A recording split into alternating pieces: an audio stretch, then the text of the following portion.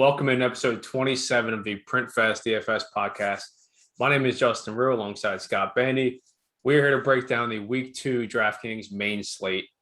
We are coming off Week 1 where we barely snuck by the skin of our teeth, but we made it into Week 2, survive in advance, and here we are. So Week 2 gives us a plethora of running back plays on the slate. Decent amount of wide receiver plays, couple punts over at tight end. This slate, it's really tough to decipher these running backs. We're going to get into all of them, but I can count 10 running backs that are in play on this slate. It's definitely going to be difficult to decipher who is the best play, but we're going to try and do just that throughout the next 45 minutes. But starting at quarterback. This slate is starting at quarterback, I think that there's a couple guys up top. So we have Kyler Murray, right? I mean, Kyler Murray up at 8,200 has got to be probably the strongest play on the slate from a raw projection standpoint. It's going to be hard getting away from Kyler taking on Minnesota. You know, they have a 27.5 implied total. We know how much Kyler runs. He only actually ran for 20 yards last game. But I mean, he had 34.6 DraftKings points. I mean, he just absolutely shredded Tennessee. It's going to be so hard to get away from Kyler up at 8,200. We have Josh Allen. If you drop down 1,000 down to 7,200, I mean, Josh Allen at 7,200. I mean, the Bills, this got smoked by Pittsburgh. They just couldn't get anything going at all. And Josh Allen still, I mean, he hit his floor. He had 18 points. So if you're telling me this guy's floor is 18 points against the hardest defense to match up against the NFL with the Pittsburgh Steelers, now he gets to take on Miami in probably the fastest paced game on the slate. And with the 25.5 implied total, we know he runs. He had 44 rushing yards in that game against Pittsburgh. So he's got that rushing floor. He's got a massive ceiling. It wouldn't surprise me at all to see Josh Allen put up, a 40 burger. On Miami. Miami, they blitzed at the second highest rate last season. And then in week 1, they blitzed at the second highest rate of anyone else in week 1. And Josh Allen versus the blitz, I mean, he absolutely shredded against the blitz against Miami last year. He ended up having a 70% completion percentage. And he ended up throwing for 302 yards for an 11.2 yards per attempt against the blitz. So, I mean, if they want to just sit there and blitz him all game, he's just going to absolutely shred. And then the last piece I want to mention here on Josh Allen before I kick it over to you is that in 5 starts against Miami, Josh Allen's been the QB1, the QB1, the QB2, the QB3, and the QB7. So this guy's just going to absolutely shred. At 7,200, I think that he offers the same or a similar ceiling to Kyler at $1,000 cheaper. What are your thoughts? Yeah, Josh Allen is he's going to be, I think, really popular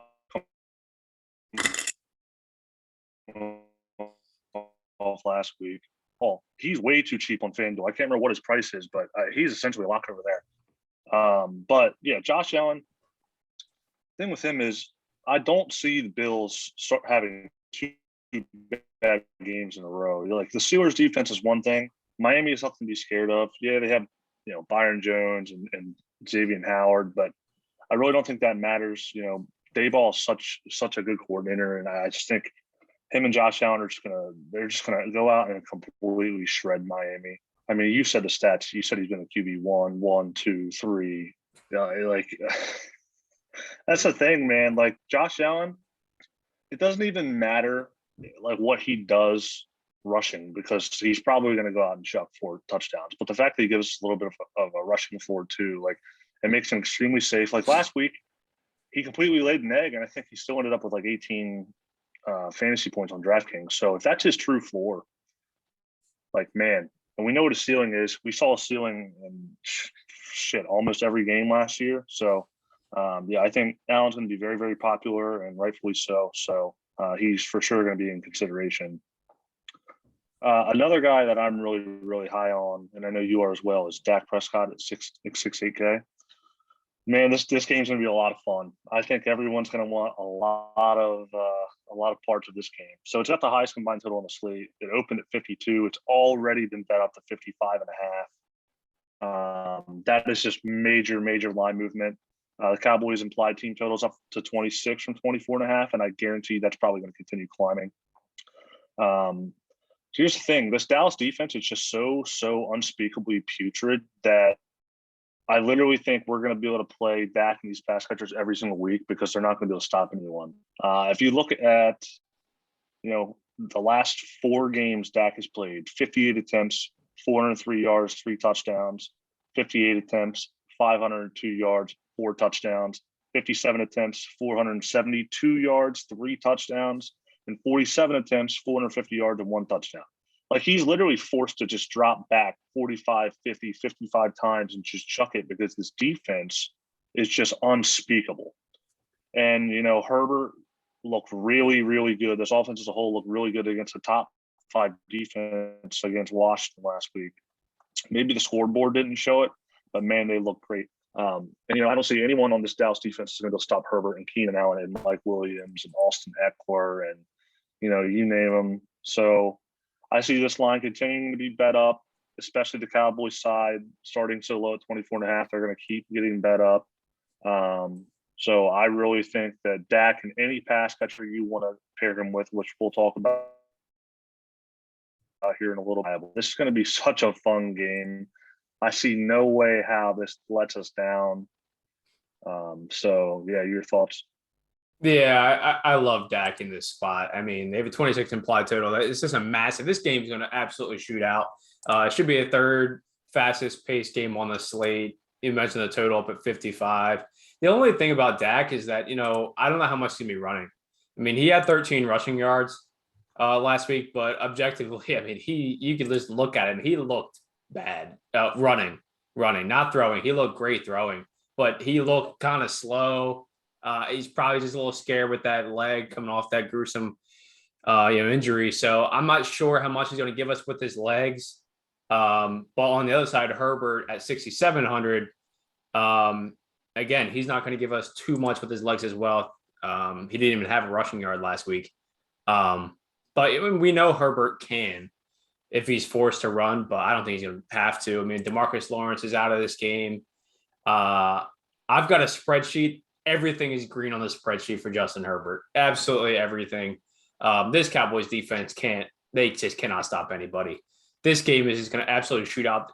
Herbert's going to get pressured none at all. I mean, he didn't even get pressure. I think he was under pressure, I believe, about 14% of the time against the best pass rush in the NFL with Washington.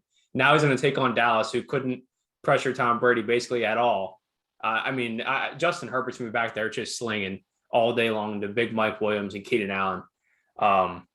This game's going to have fireworks for sure. So either one of these guys are definitely in play. Kyler up top, Josh Allen, if you want to come down a little bit from Kyler. And then Jalen Hurts also is in play at 6,500 at home here against the 49ers. Only a 23 and a half implied total. They are home dogs, but we know rushing matters so much at the quarterback position. He ran for 62 yards last game, and last year when he came in, and we mentioned last week, he's going to be running. He's going to run for probably 55, 60 yards in this game, and at 6,500, that right there is enough of a floor and gives you enough of a ceiling if he runs in a touchdown, where Jalen Hurts can match the ceiling of Kyler Murray, and he's only 6,500. So he gives you a really nice discount on Kyler, and you can kind of arbitrage Kyler Murray with Jalen Hurts. Yeah, I agree with everything you said there, and I really think this game script sets up pretty well for Hurts. So we've been talking about it for years, how mediocre, and that might be being polite, but how mediocre Philly's offensive line is. And we know Frisco's got a solid D line over there being manned by Nick Bosa and company. And man, we got 62 rushing yards from Jalen Hurts last week in a game where they were just giving it to the Falcons all day long. So he really didn't even need to throw or run. Pardon me. But man, if he starts getting pressured by this D line of Frisco, I really think that we might see a lot more scrambling from Hurts. I mean, I don't think it's out of the question to get close to 100 rushing yards here, and if he does that, nothing else is going to really matter with how he throws the ball. But he did look like a different quarterback last week throwing. I think he had like a 77% completion percentage. He had Devontae Smith out there showing what kind of a stud he is. Jalen Rager looked a lot better than we saw last year. So if Jalen Hurts is going to take that next step as a passer, I think he's like a Kyler Murray light kind of player that we're targeting week in, week out. So yeah, I for sure love Jalen Hurts in this spot as well. Yep. So moving over to running back, we mentioned at the top that this position's absolutely loaded this week. So up at the top, we have Christian McCaffrey. He's 9,900. He's absolutely in play. We mentioned last week that if he's under 11K, he's going to be in play no matter who he's playing against. In this spot, he's projecting for about 25 points at 9.9K at home. But the problem is the implied total. They only have 20. They only expect to score about 20 points in this spot. They're against the Saints. We know the Saints' run defense is extremely, extremely good. They only allowed 3.0 yards per carry last week. They ranked first DVOA through 1 week of play. So we know the touches are going to be there for McCaffrey. He had 30 touches last week. He had 9 targets, 187 total yards. He absolute stud. We know he's a 3-down plus goal line back. He's probably going to get 8 or 9 targets in this spot. But, he's in play. Probably not where I'm going unless some kind of crazy value opens up here at the end of the week. Probably not where I'm leaning. Dalvin Cook is also up there at 9,100 taking on Arizona. He's a 3-down plus goal line back. He's probably going to get 20, 25 touches. Probably a little bit expensive. Arizona only allowed 3.5 yards per carry last week to Derrick Henry. So probably not the best spot for Dalvin as well. Only with a 23.8 implied total and as a 3.5 point dog. Just not the best spot for a running back. Typically when our running backs be at home and favored. Any thoughts on those top 2 guys? Yeah, I mean, they're going to be in play every single week.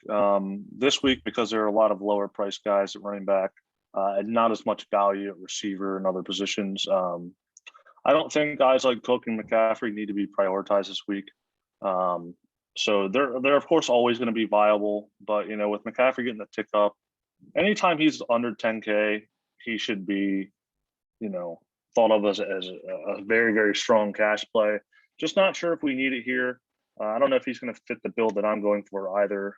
And the same for Dalvin Cook. The guy I like more than them is Alvin Kamara at 8,800.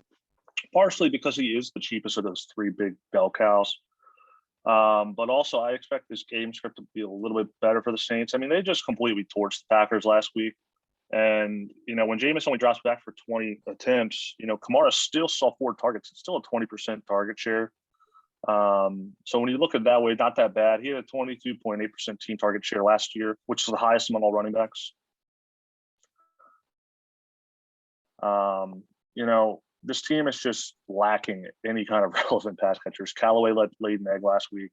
Deontay Harris, Juwan Johnson, Adam Troutman. Like they're just guys, man. Like this really is the Kamara show. Theoretically, he should be seeing 8+ targets every week until Michael Thomas is back. Maybe even after that, if the Saints are actually trying to win games. He still has elite red zone usage. If he's one of the most likely backs to score in any given week. And yeah, I expect that the Panthers will give a better showing than the Packers did last week. Darnold didn't look bad last week. He's got DJ Moore, Robbie Anderson, and Terrace Marshall, and of course Christian McCaffrey. So, assuming that they can just not just show up and lay an egg the way the Packers did, I think that Kamara's game script will be a little bit better. We'll see a little bit more of an uptick in the receiving work, and at a little bit of a discount at 8,800 from Cook and McCaffrey. I think that he is, for me, going to fit my builds better than those other 2. Yeah, I'm right there with you on Kamara. So coming down the salary spectrum here a little bit, I'm going to talk about Austin Eckler. So he's 7,300. He's at home. the Chargers have a 29.5 implied total, the 3.5 point favorite. So he checks those boxes. He's at home, massive total, favored. That's an elite game environment in and of itself right there. And then you add on that he ended up having 4 opportunities inside the 10. I mean, that is absolutely massive. Um, so he had 15 touches. He played on 58% of snaps. Now he was coming off a hamstring injury that kept him hampered throughout practice throughout the week, but that should be behind him.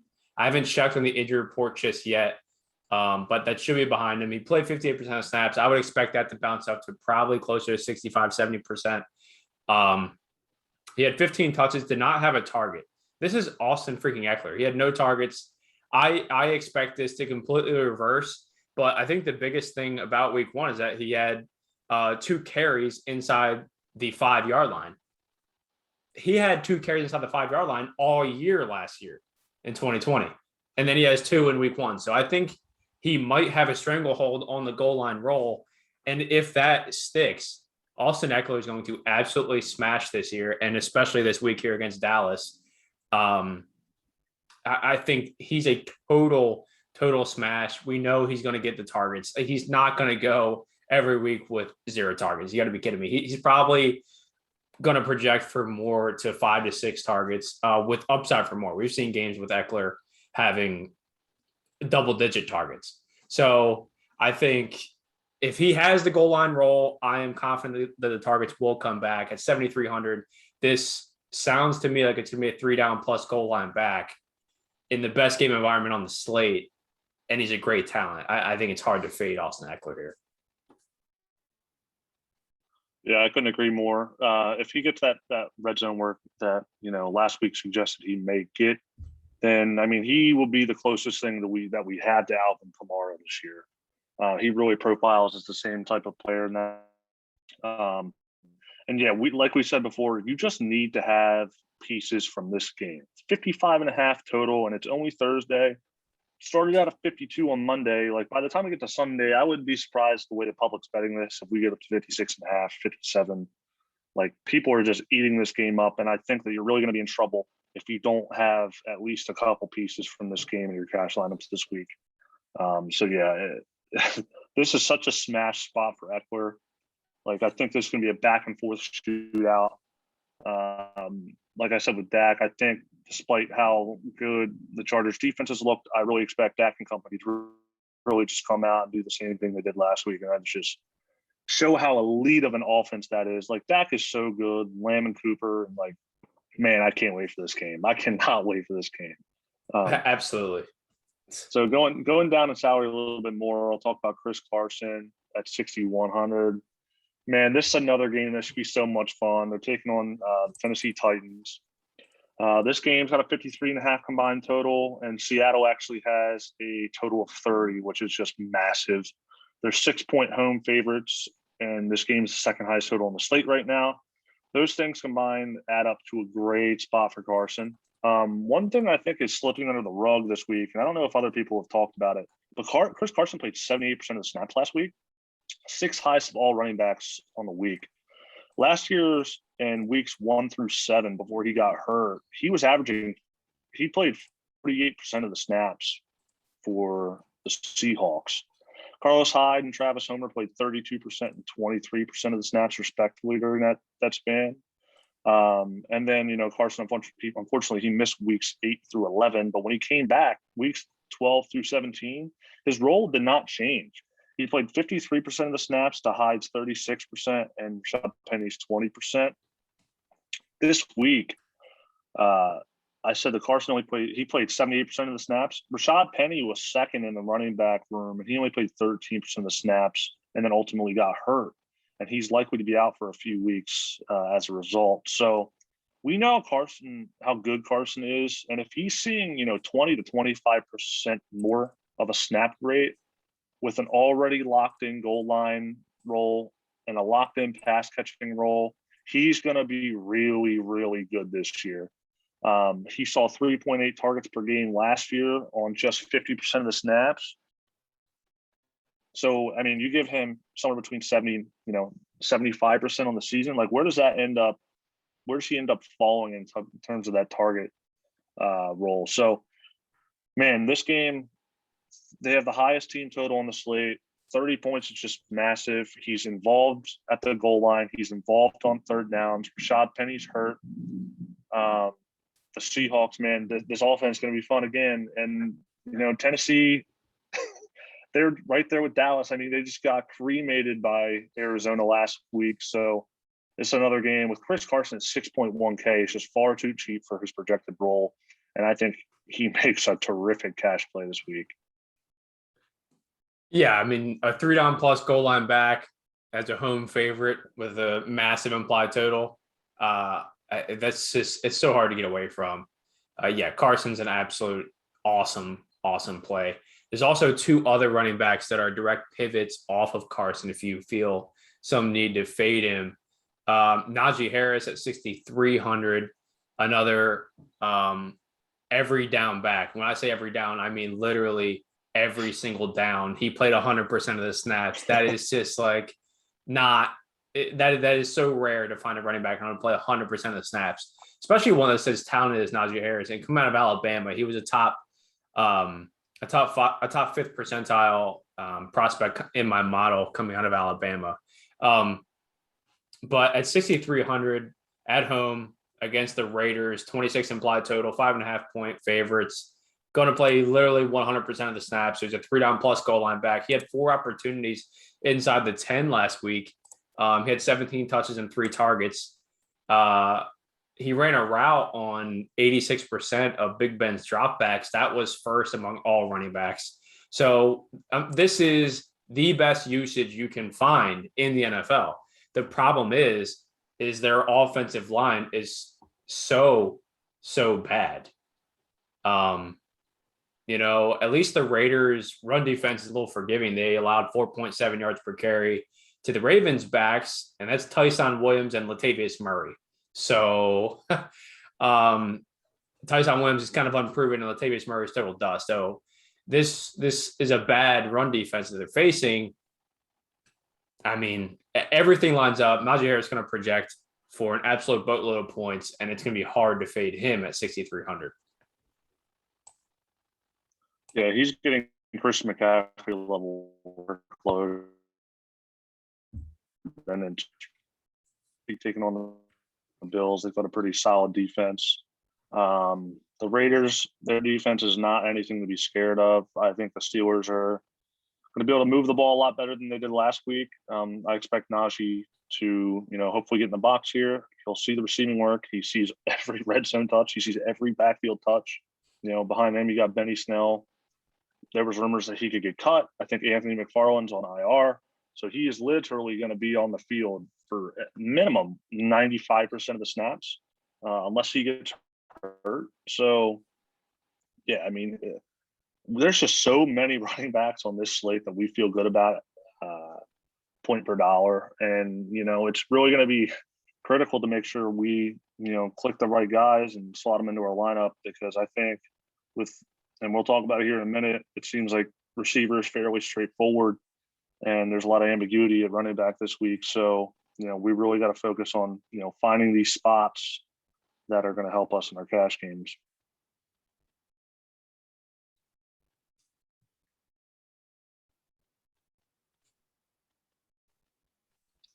One of the other running backs I kind of want to mention. So to me, there's 2 other guys that are in play here, and it's Joe Mixon. Joe Mixon had 33 touches in week 1. I mean, just absolutely massive. He had 33 touches, 4 targets, 150 yards from scrimmage. He's a total bell cow, played 78% of snaps, total bell cow. The problem is it's, the Bengals, they have a shitty offensive line. They have a 21 implied total, and they're 2.5 point dogs to Andy Dalton's Chicago Bears. So not great, not a great game environment, but his usage is absolutely elite, and he's 7K. So he's right up there with Eckler. I think I prefer Eckler just for the game environment, but Mixon is absolutely in play. And then the last guy we want to mention is Zeke. And so Zeke looked, watch him out there, he looked a little slow. He looked a little dust. I cannot lie about that. I drafted him in our season-long league, but he looked a little dusty. But the matchup was terrible against Tampa Bay. We know Zeke is a 3-down plus goal line back. He played 83% of the snaps. We know Tony Pollard's going to be on the field a little bit, but it's not that Tony Pollard takes away from Zeke. It's just that Tony Pollard gets some touches in his own right because they're on the field a lot together.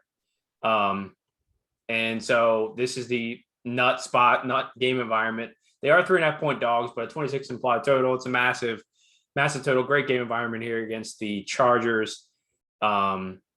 Playing 83% of the snaps. We know he's going to get all the goal line work. The Chargers allowed 4.7 yards per carry last week. It's just too cheap for someone that's going to play 83% of the snaps and get goal line work in an elite game environment. So Zeke is right there with Najee and Carson squarely in play. So it's going to be hard, like we mentioned at the top, decide from between these guys, but we're going to keep working through it here as we get to the end of the week. Yeah, there's so I don't think I can remember a time where there was this many running backs in play. They're all discounted. They seem like outside of Kamara, Cook. Man, if I had to rank them right now, I literally don't even know if I could. I don't even know if we mentioned Nick Chubb. Like, he's in a smash spot as well. I think David Montgomery also suits up well against the crappy Cincinnati defense. Like, there are so many guys we can roll out right now. I think I'll try to rank them here. I think my favorite is probably Carson at his price, and then probably Eckler, and maybe Kamara third. But man, it's really, really tough. And I'm sure I'll be changing. The more I look at stuff, the more I'll change my mind about who I want to play. So it's going to be make or break this week. We got to get these running backs right, especially this week, because a lot of people are going to be playing the same receivers. Yeah. But moving on to receiver, I'll just start off with a guy who I just think is a complete lock. Like, he's just jammed in my lineup. I don't care. I'm not pivoting off this, and that's Keenan Allen at 7K. Shocker, it's another guy from this Dallas and Chargers game. Man, Keenan Allen is such an alpha. He just gets elite usage every single week. Last year, he has had a 26.7% target share. He averaged 10.4 targets a game, and he had a 26.3% red zone target share as well. Last week, we saw that his role has not changed a single bit. He had 13 targets on a 28% team target share, and he saw a whopping 4 red zone targets. That is just such elite usage. He had a 0.64 Whopper. That's nice. And now we get him in the best possible matchup that I can imagine. We saw Brady and company just completely shred Dallas last week. I completely expect Justin Herbert to do the same thing. Like I said previously, this Dallas defense is just unspeakably bad. They cannot stop anything. Last season, Dallas gave up the 4th most points to opposing wide receivers, an average of 42 points a game. They gave up 52 points a game last week. So, like, I ask you, like, who's stopping Keenan Allen on this team? Like, I think it's going to be a total shootout, a complete smash spot. You need to have parts of this game, and I think Keenan Allen is just a cash lock for me at 7K. I'm in lockstep with you. Keenan Allen is the best play of the slate. There's no getting away from Keenan Allen in this spot at 7K. I expect him to be over 50% in double ups. If he's not, man, there's something just wrong with people. There's just something wrong with people if he's not. He's an absolute smash. There's nothing in this spot to take me off of him. A guy that I absolutely love too is Cooper Kupp. Cooper Kupp is way too cheap. He's 6K. He ran a route on 100% of Matt Stafford's dropbacks. He absolutely smashed. He had 26.8 Draftkings points in that game against the Bears because he had that long bomb. He ended up having 10 targets for 108 yards. He ended up getting an end zone target, and he ended up having a 0.79 weighted opportunity rating. And all weighted opportunity rating is a combination of air yard share and target market share. So 0.79 is a really solid number. It's actually second on the slate among all wide receivers. And now it's taking on an Indianapolis defense that just got absolutely owned by Russell Wilson and allowed 13.8 yards per target to opposing wide receivers. Obviously, that's going to regress. League average usually sits around 8.7. But I mean, this is an awesome spot for Cooper Kupp. He's an every down player, 6K, 26 implied total. I can't get away from Cooper Kupp either. I mean, he is an awesome value, way too cheap. Yeah, I'm in lockstep again with you there. It seems like all the Rams are just too cheap. Robert Woods is 5'7", Darrell Henderson's 5'7", Tyler Higbee, I think it's 4'1". Like, this offense with Matt Stafford is going to be so much fun as long as they stay healthy. Yeah. They just completely walloped, Chicago last week. Cooper got a 6K. Like, what is he doing down there on Draftkings? Like, what, we get our shit together here. I could not agree more. Like, he's such a smash play this week, and I expect that he'll be right there at Keenan Allen in popularity, right, from what I'm seeing in cash this week. So, moving on, I'll talk about Amari Cooper and CeeDee Lamb. Amari Cooper's at 6.8K, Lamb at 6.4K. It's another two guys from this Dallas and LA game, and it's another spot where, like, Cooper and Lamb, for their projected volume, is just way too cheap. You pick your poison here. Last week against the Bucs, Gallup left that game with an injury. He's going to be out for a few weeks, so we should see Cedric Wilson step directly into that role. And Lamb and Cooper are just going to see such the volume is actually comical to talk about. Like, Cooper last week, 16 targets, 28% target share, 3 red zone targets, 37% red zone target share, 0.66 Whopper. CeeDee Lamb, 15 targets, 26.3% target share, 2 red zone targets. That's 25% red zone target share and a 0.7 Whopper. I mentioned about Dak last week. He threw 50 plus times. Herbert and company, they're going to show up and shred this Dallas defense. I would be shocked if Herbert does not have a hell of a game. So, you know what? That means Dak's probably going to have to drop back 45 plus times again. On 25 or on 45 dropbacks. And we assume, Lamb and Cooper both see 25% of the targets. That's 11 targets apiece with only 45 dropbacks. Who's to say that, they don't approach 50 or 55 dropbacks again? So there's more room for growth there. I think that one of CD or Cooper is probably going to go off every single week, if not both of them, if they're going to see this type of volume. And honest to God, I know that, Cedric Wilson at 3,100, you're going to chat about him in a minute. He is going to be very, very chalky, and rightfully so. But I do not have a problem slotting Cooper or Lamb and Wilson in my cash lineup this week because I just love this game so much. I think Cooper or Lamb or both are going to smash. Lamb is probably the safer bet in my book because we know Cooper can be a disappearing act at times. Lamb is also criminally priced at 6,400. Like, that is such a bad price on him. Like, he should be 7K right there with Keenan Allen. So yeah, you pick your poison here. I probably prefer Lamb a little bit due to the price. But yeah, just another couple guys in this game that are just suit up for massive spots.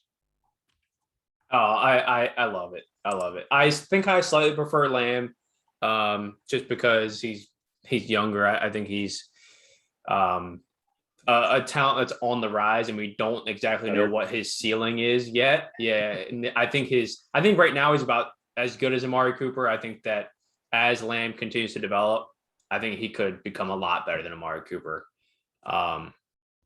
But so I also want to mention, so you mentioned at the top, so Cedric Wilson, 3,100. This is another game environment thing. He's 3,100, and he's going to be out there for basically every route for Dak Prescott in this elite game environment.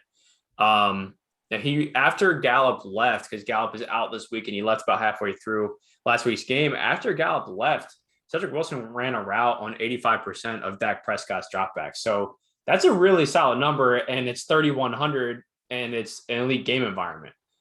I don't really care how good or bad you think Cedric Wilson is. That kind of opportunity is extremely hard to pass up at 3,100. That's basically the play. that's the play. I mean, that's what are your thoughts on Cedric Wilson? Yeah, personally, I think unless we get a Justin Fields start at 5K, Cedric Wilson's essentially a lock in my opinion. Just the role he's going to play, and the best game environment on the week at 3.1K, he's going to play the Michael Gallup role to a T. He's going to be out there for all the snaps. He's going to run all the routes. So it's hard not to play a guy like that at 3.1K with, like I just said, Dak's probably going to have to drop back 45, 50 times. And if he drops back 50 times, say Cedric Wilson gets a 10% target share. That's 5 targets of 3.1K. Like that's not bad at all. And there's obvious room for more than that. So 3.1K, he's the best value in the week, and I think you just play him. Yeah, he allows you to get up to these high price running backs that you kind of want to get up to. Yeah, the last guy I'll mention at receiver, I'm not sure if you have anyone else, but I'll just quickly mention Emmanuel Sanders because he's 4,000. And what I saw from his role was very, very enticing. So he was out there for 92% of the snaps. That is just really, really good. So he played the exact same snap count as Stephon Diggs. He played more than Beasley, significantly more than Gabe Davis. He only played 50.5% of the snaps. But the thing about Emmanuel Sanders is, so he had 149 air yards, which is really, really good on 8 targets. 8 targets is really, really solid. And he had an 8 out of 18.6. So he's getting very, very high value down the field targets with Josh Allen. And I think that he could be in store here at 4K for a little bit of positive regression in terms of his air yards. He only had four catches for 52 yards last week. So at 4K, I think you can do a lot worse than slotting him in there as another value play. If you want to have a different build and you want to go Wilson and Sanders, or if you want to get off of Cedric Wilson and throw Sanders in there, I think that he suits up pretty well. Yeah, and it's in a great game environment. I expect that game to be the Buffalo-Miami game to be one of the fastest paced games on the slate. And we know Josh Allen loves a sling. We talked about at the top that we love Josh Allen this week. So, yeah, I'm absolutely in on Emmanuel Sanders. The last guy I want to mention at wide receiver before we move on to tight end is Jamar Chase. And Jamar Chase, we know he's an absolutely elite prospect, was drafted 5th overall by the Cincinnati Bengals back in April, coming out of LSU. He ended up sitting out 2019, but he outproduced Justin Jefferson he sat out 2020. In 2019, he outproduced Justin Jefferson with his now quarterback, Joe Burrow. So he has that rapport with Joe Burrow. He led the Cincinnati Bengals wide receivers in routes run. He ran a route on 94% of Joe Burrow's dropbacks. He was on the field for 89% of the snaps week 1. He ended up having 7 targets for 99 yards and a touchdown. And now he's taking on a Chicago defense where their cornerbacks are absolute shit. They cannot stop the pass. They allowed 12.4 yards per attempt in week 1 to the Rams. They allowed that deep ball to Cooper Kupp. I don't know how you let Cooper Kupp run past you. He's not very fast. He's not a burner. He's not KJ Hamler out there. He's not Tyreek Hill running past anybody. He's more quick than he is fast. So Jamar Chase is going to absolutely shred this defense. He's 5K. He had a 0.77 weighted opportunity rating. I believe that's got to be top 5 on this slate. That's really a solid number. So Jamar Chase, absolute beast. He had a 16.3 ADOT. So the kind of targets he's getting are these high value, juicy targets. He's way too talented to be 5K. He's an awesome value. Yeah, he led their team air yards by a mile too, 51.8% of the air yard share. This is ridiculous. You mentioned the 0.77 weighted opportunity. It's ridiculous. 27% target share. And he's cheaper than Higgins. I think that every week I'm probably just going to prefer whoever's cheaper between him and T. Higgins. And this week it happens to be Chase. He has no business being 5K after what we saw last week. And I don't know if you saw Burrow's press conference when he sat down and said, "Oh, I thought he was dropping everything."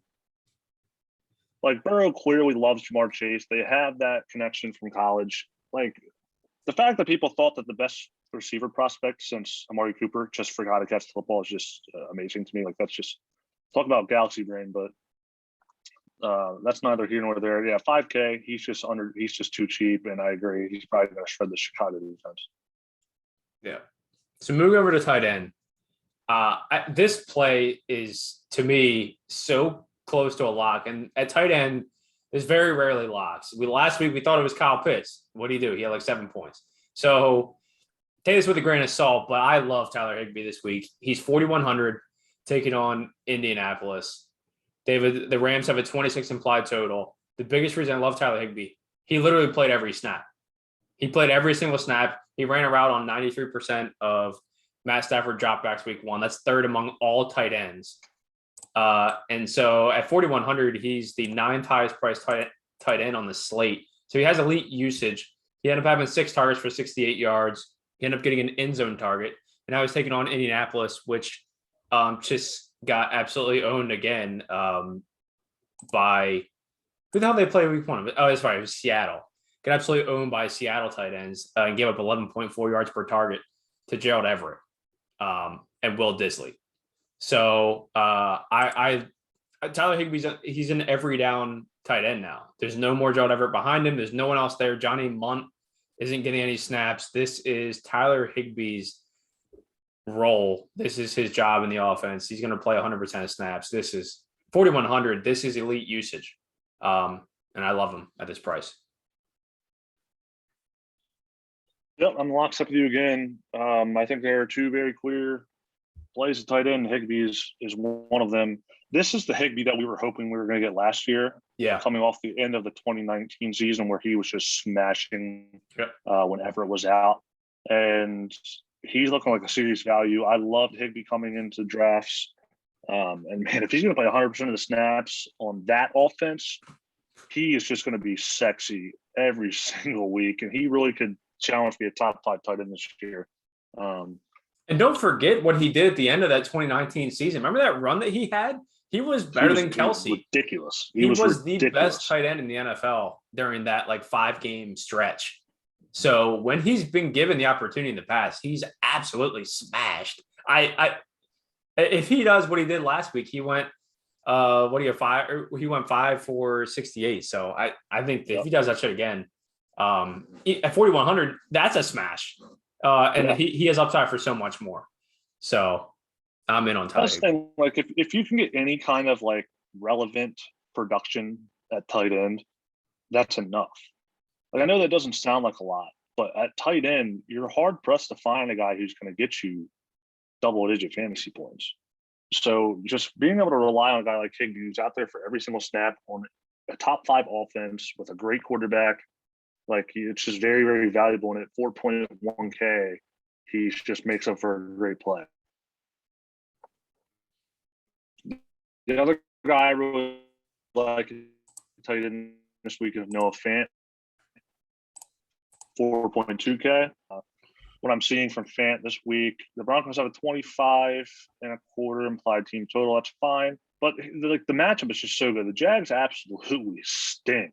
They just got dog walked by the Texans last week. How do you let the Texans score 30 points on you? With Tyrod Taylor and Fox, they give Mark 26 carries and they won a football game. What year is this? Studi is out for the next 4 to 6 weeks with a high ankle sprain. He was looking like the go-to target last week. I think he said he saw 7 targets before going down. Noah Fant ended up leading the team last week with 8 targets. He went 6 receptions for 62 yards. Pretty solid. To 22.8% target share. 2 red zone targets as well. Also very, very solid. Albert O did end up playing about 55% of the snaps, but they ran 12 personnel a good bit. I believe that Fant played 77%. Yeah, 77.2% of the snaps. So that doesn't really bother me too much. Albert O did ultimately get the touchdown, but like I said, Fant did have 2 red zone targets. Fant actually had 4 more targets than anyone else on the team outside of Jerry Jeudy. We know what kind of talent and athlete Noah Fant is. He's an absolute elite athlete. This is his third year. We look for these third-year tight ends to break out. He had the fifth highest weighted opportunity at the position last week. And, man, just at 4.2K, say he does get an uptick in his role with the Judy injury. It's no guarantee that it's just going to go straight to Tim Patrick or KJ Hamler. Cortland Sutton didn't show too much last week, though I do expect him to be the team's wide receiver 1 while Judy is gone. But, yeah, if we get another 8 targets or so from Fant against this absolutely disgustingly bad Jags defense, I think Fant is a really, really strong play at 4.2K. Oh, absolutely. I'm in. I prefer Higbee at 41, but if Higbee wasn't on the slate, I would definitely be playing Noah Fant. Yeah. And so we always talk about liking to pay down if you need to punt it off. There's a couple guys down here. And I'll list these guys off. So Tyler Conklin, 3,200, Minnesota taking on Arizona, 23.8 implied total. It's okay. It's not great. But he did play 71% of the snaps. He ended up having 4 targets for 41 yards. So, at 3,200, it's okay. Tyler Conklin, he's going to be out there for the majority of the snaps. Chris Herndon really hasn't. I don't even think he was active last week. So it's Tyler Conklin's offense as far as tight ends go with Minnesota. And then Adam Troutman. So he's 3K. He's taking on the Saints. 24 implied total, so a little bit better. He played 82% of the snaps. Ended up having 6 targets. Had a 0.6 weighted opportunity rating. It's actually pretty solid. Given the fact that how many times did the Rollins throw last week? I don't think they threw 20. much at all. 20 times, yeah. So he had 20 attempts. Yeah, so he had 6 targets on 20 attempts. That's a 30% target share. At 3K, I mean, 30% target share, that's absolutely elite. I'm not saying he's like some elite player. I mean, a 30% target share is like DeAndre Hopkins level, Devontae Adams level shit. So that's definitely going to regress as they throw more. It's just a small sample thing. But we like Troutman coming out of college. So at 3K, the only thing you really have to worry about with Troutman is the red zone usage, because Juwan Johnson came in twice in the red zone and scored 2 touchdowns.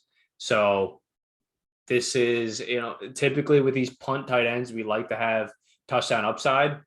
I'm not sure if Troutman is going to have touchdown upside, but he's at least going to get you a few targets down at 3K. So he's a fine punt option. He's going to project pretty well point per dollar wise, but touchdown upside is kind of limited there. I prefer to get up $1,100. $1,100 is not hard to find on this slate. And you should be able to get up to Tyler Higbee or Noah Fant. Yep, I agree. I think between the two, it would be Conklin for me, just because I think he has a more defined role. I did look it up while you were talking. Herndon ended up playing like 14% of the snaps. But I think that I don't really see that changing too much this week. I still think Conklin's going to be the guy there for the season. Like I said last week, he's been pretty solid at the end of the year last year while Kyle Rudolph was out as the 1B. 4 targets last week. Like, he was fine last week. If you punted it off with him, you liked it better than if you played Kyle Pitts. So, and same thing with Adam Troutman, like a 3K. Probably not going to expect 6 targets again. But with the uptick in passing volume, like hopefully, if Jameis drops back, 30, 35 times, even if you get like 5 targets from a 3K tight end, like, you're going to be happy with that. Like, it's what you want from a punt. It's not what the tight end gives you. It's what it allows you to pay up for in the rest of your lineup. So the opportunity cost of paying down a tight end, because of what I said previously, we're just so devoid of any kind of production from the majority of the position, unless you're paying up for guys like Kelsey and Waller, maybe Hawkinson. Like, unless you're paying up for those guys, I don't see most weeks a point in messing around with this mid-range. Now, this week, when you got guys like Fant and Higbee who are in the low 4Ks, that's a different story. But, as the season moves on, you're probably going to see both of us punt tight end more and more as, DraftKings figures out the roles of these guys and whatnot. We see prices kind of level off. So for me, for my money, if we're going to punt tight end, I think I would prefer Conklin. But that's just me. Yeah, no, I'm with you. I think Conklin's a slightly better play just for touchdown upside.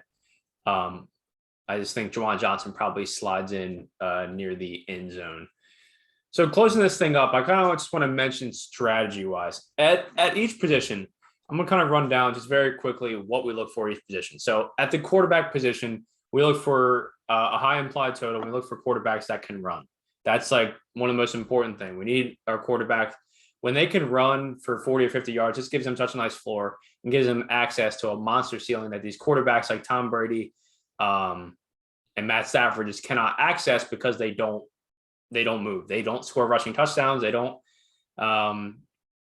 just don't run. So we want quarterbacks that can move. So I mentioned Josh Allen, Kyler Murray, Jalen Hurts, these guys that can move.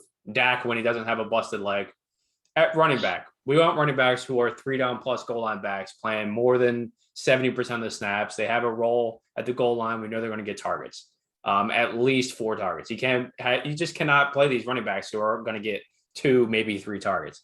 That's what kind of pushes you away from Nick Chubb. But Nick Chubb is still an awesome play this week because the matchup and just the game environment of being a massive home favorite by 12.5 points.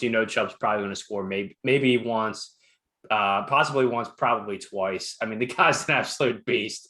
So he's an absolute best running back in the NFL. Yeah, and he really is. Talent-wise, I think he is the best pure runner in the NFL. So anyway, at running back, we want 3 down plus goal line backs. Guys are going to get 20 plus touches that are home favorites. The running backs in that way: Nick Chubb, Chris Carson, Austin Eckler, Najee Harris, Zeke, Mixon, all of these guys, total bell cows. I think I list them this week in the order of how I like them. I think I like Chris Carson, Eckler, Najee Harris, and Zeke. I think those are my 4 favorite running backs at point per dollar, price considered. And then Nick Chubb will slot in behind them and Joe Mixon behind him. At wide receiver, we're looking for wide receivers that are first going to be running a ton of routes. We don't want wide receivers that aren't going to be running routes at all. Robert Woods this past week here in week 1, he only ran a route on like 65% of dropbacks. Kind of odd to see that, given the fact that Cooper Kupp ran a route on 100%. So weird usage. Van Jefferson actually ran more routes than Robert Woods. I'm not really sure what's going on with that. I didn't hear that Robert Woods is hurt. So there might be a role change coming for Robert Woods. I don't know. It's odd because he's really a talented wide receiver. But we want to make sure our wide receivers are running a route on at least 80% of dropbacks. And all the guys we mentioned this week will be doing that. So you're looking at guys that are in solid matchups, going to be getting at least 6 targets. You can't be having these guys that are running a route on like 40% dropbacks and getting like 2 targets and they're both deep bombs.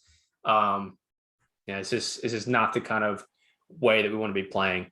And then at tight end, again, same thing. We want to be having guys that can run a lot of routes, get high value targets near the end zone. We want guys who are getting a solid red zone and end zone market share of targets. And typically, like Scott mentioned, we're looking to punt it off for the most part. But just kind of want to mention the overall strategy and cash games of what we're looking at each position to maximize our floor and give ourselves access to a solid ceiling in the event that we run into the nuts. But with that, any other closing thoughts you have on this slate? Yeah, I'm trying to think through my windmill play here. While I'm doing that, I completely agree with everything you said. Our strategy, like our process, we try to keep that identical week in, week out. We don't want to sway from our process. We know what works. We know what the smart process is. And you just have to stick through and just have faith that your process is going to win out and hopefully we'll have a great season. We're 1 now. We survived in advance last week, hoping to be 2-0. If we lose, we lose, but the process, we're going to continue just marching on. Windmill play, man, it's tough. Typically like my windmill to be a wide receiver. Yeah. I really think it could be Emmanuel Sanders. Like, if he gets another 7 or 8 targets and Josh Allen, has a better game than he did last week. I mean, that air yard market share is really tasty at 4K. I'm probably going to have a lot of Sanders and GPPs. So I'll go Emmanuel Sanders. I think he'll have, 5 for 100 and a tutty. That's 4K. Yeah, in general, like my windmills to be wide receivers as well. I think our favorite windmill that we had that one last year was Odell Beckham. It's just total windmill, Oh, yeah. total smash. That was the best windmill play, I think. And typically we want guys that are lower owned. It's hard to really find these guys. But to me, I think that. Does it have to be a cash play? Does it have to be a cash play? No. Oh, then the answer is Mike Evans. Mike Evans just exploded. Yeah, I already bet the over on his prop. Like DraftKings set his line at 53.5, and they set Antonio Brown's at like 64.5, and Chris Godwin at 68.5. I'm like, what? Like these guys are all pretty similar wide receivers. Like they're all pretty much on the same plane. Mike Evans is a future Hall of Famer. He's setting his line at 53.5 yards just because he got shut down week 1. Like, come on. We know he bounces back after he has bad games. Exactly. If you look historically on when he comes off a bad game, he explodes almost every single time.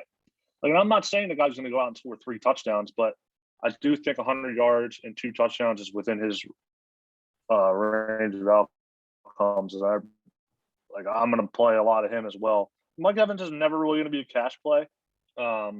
But a 6.1K, like he should, like all these receivers in this 6K range are just really cheap. And I think he's really going to explode against this awful Falcons defense. Yeah, I think my windmill is going to be Josh Allen.